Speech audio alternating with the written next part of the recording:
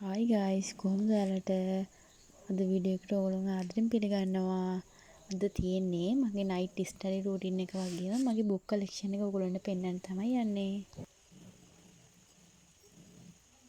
අද නම් උදේ ඉඳන්ම වැස්ස දවසක් මම වැඩ ඇරිලා හවස ගෙදර ඇවිල්ලා වොෂ් එකක් එහෙම දාලා පාඩම් වැඩ පටන් ගන්න තමයි දැන් යන්නේ.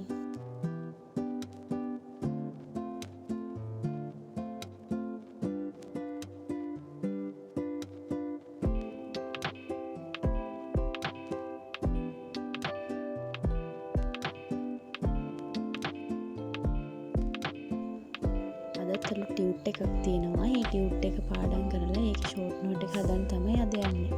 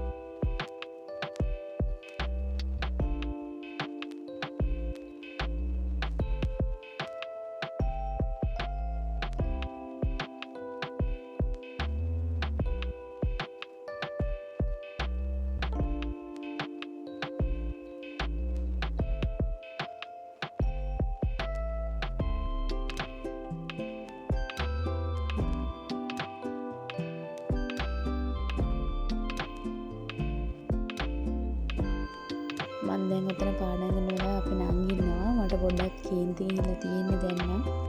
අපේ නංගි ඊට පස්සේ මාව ඉනස්සන්න කියව ගන්නවා. මම මේ වීඩියෝ ක්ලිප් එක දැම්ම ඉතින් ඒක කැප්පුවේ නෑ. මොකද මතක සටහනක් විදිහට තියාගන්න බලන්නේ අපේ දෙන්නගේ වැඩි. පාඩම් කරන විදි දෙකක් තියෙනවනේ. එකක් කටින් හයියෙන් කියවලා අනිත් එක හිතින් කියවලා. අද නම් මම කටින් ටිකක් හයියෙන් කියවනවා. මොකද නිදිමත ගතියක් තියෙන හින්දා මේ හිමීට කියවන්න ගියොත් එහෙම හිතින් නිදිමත එනවා වැඩි. ඉන්න පොඩ්ඩක් හයියෙන් කියවගෙන තමයි අද පාඩම් කරේ.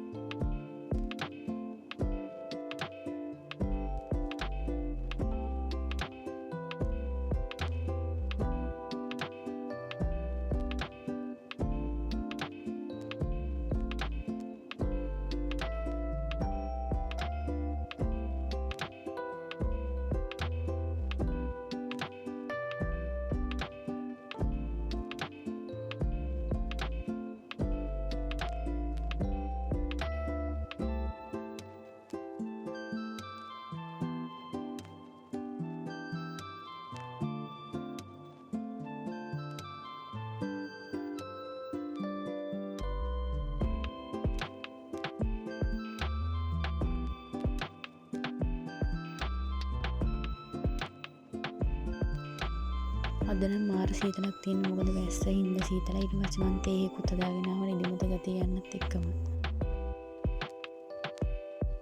ඊට පස්සේ ආයි ෂෝට් නෝට් එක හදන්න පටන් ගත්තා.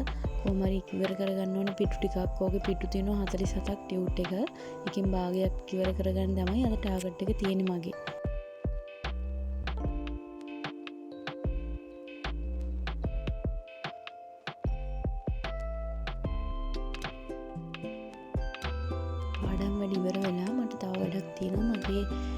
කතා පොත් ටික හදන්න ඕනේ. ඒක හැදුවෙන්නේ ගොඩ කාලෙකින් බැලුවේ නෑ. මගේ ඩිප්ලෝමා එකේ වැඩ හින්දා ඒ ටික අස් කරන්න තමයි අද හිතාගෙන හිටියේ.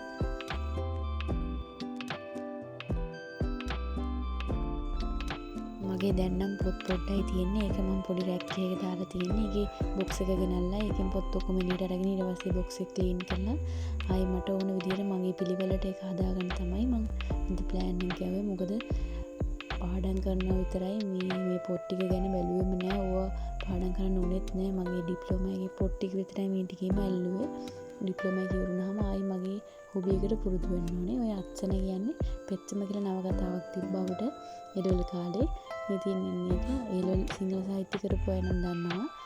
ඒකේ දෙවෙනි කොටස තමයි අත්සන. ඒකත් මාරම ලස්සන කතාවක්. ඊළඟට අලුතෙන් ගත්ත සීනි මුරුකු පොත ඒකයි කැමේලියා එකයි. ඒක නම් මට gift එකක් විදියට තමයි හම්බුනේ. අද නම් වොයිස් කරන්නම වෙන්නේ නැහැ ගායිස්. උඩ ගෙදර හදනවා එක ලී බඩු පල්ලෙහා ගෙදර ගහක් කපනවා. ඉස්සරහ ගෙදරින් සාකච්ඡාවක් අපේ ගෙදර අම්මා උයනවා. මේක try කරලා වැඩිම දෙන තමයි වොයිස් කරන්න ගත්තේ. ඔයගොල්ලන්ට ඒක සද්ද ඇහෙනවා නම් සමා වෙන්න.